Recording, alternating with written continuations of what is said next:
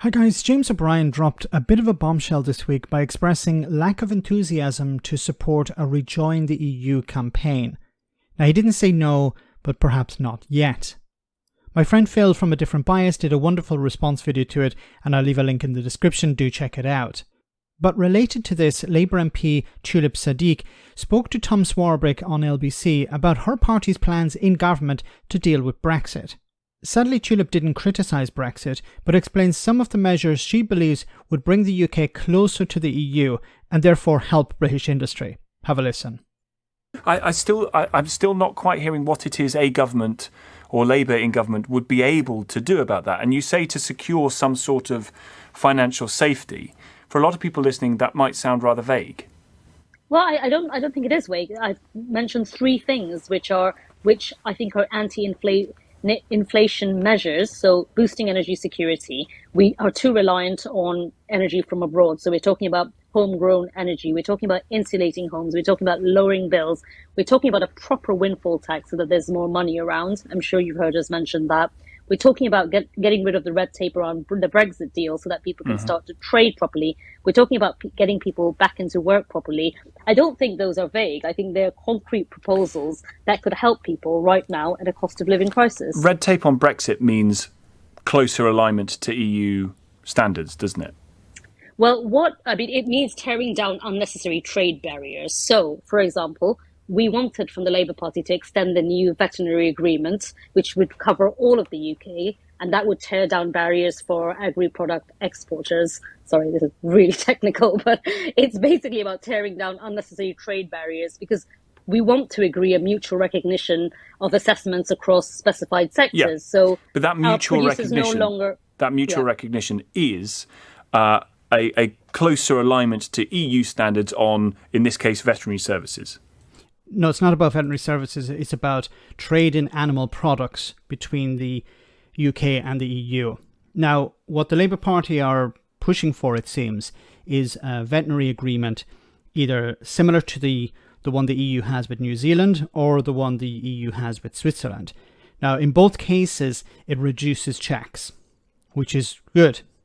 The New Zealand one is achieved through regulatory equivalence, this type of mechanism, while the Swiss one is achieved through a common veterinary area agreement. So in both cases, it reduces checks. But the problem, I think, for the Labour Party and for a future Labour government is that the reason the EU signed this veterinary agreement with New Zealand and with Switzerland is because they're small economies, they're small countries.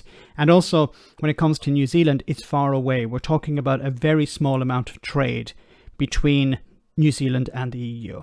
So in a way, the EU will be flexible when it comes to a very small impact. But that wouldn't be the case with the United Kingdom. I'm not saying it's impossible.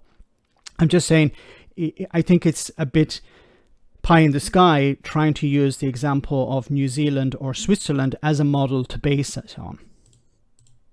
Well, it's so that our producers no longer need to compete on two sets of tests. I mean, it's very simple. Two processes of certification. They can sell their goods in both the UK and the EU. So we want to protect our British standards, but that's basically what we should be doing. I mean, it is about tearing down unnecessary trade barriers. It would be good for our economy. I would agree with you, but if we're saying what it is closer alignment to the EU. What's wrong with that? That's what you need if you want to export into the EU. The EU isn't going to move for Britain. Britain has to move for the EU. And exporters in Britain need that closer alignment. I mean, I suppose it's more about protecting our standards, making it easier for us to trade. If it's a closer alignment with the EU, I mean, we've left the EU, there's no question about that. It's about tearing down the trade barriers which are standing in the way. There's also another thing. We've talked a lot about mutual recognition of professional qualifications, which means our world trading service industries can do business in the EU. So we've talked about that a lot. I'm not quite sure why the government hasn't done that. I've raised it in the chamber several times. And we want to make sure that our world-leading scientists aren't missing out. We want to give our researchers access to funding. We want to have vital cross-border research programs. So you'd be back in Horizon? Yeah. We would be back in Horizon. Yes. I don't know why this is such a big problem. But back to the policies itself. So how would this help British industry? It would help the farming sector, yes. It would help exporters of animal products, yes. If this is achieved. Now, we have to wait and see if that is possible. I think the EU would be very resistant to the UK having a deal, a veterinary agreement like Switzerland or like New Zealand, because of what I said before. They're completely different economies. They're much smaller, and we're talking about smaller amounts of trade. But this isn't going to help other sectors.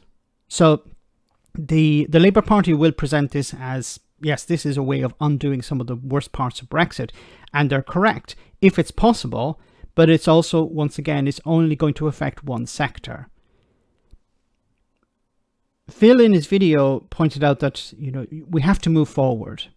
There has to be a step in the right direction.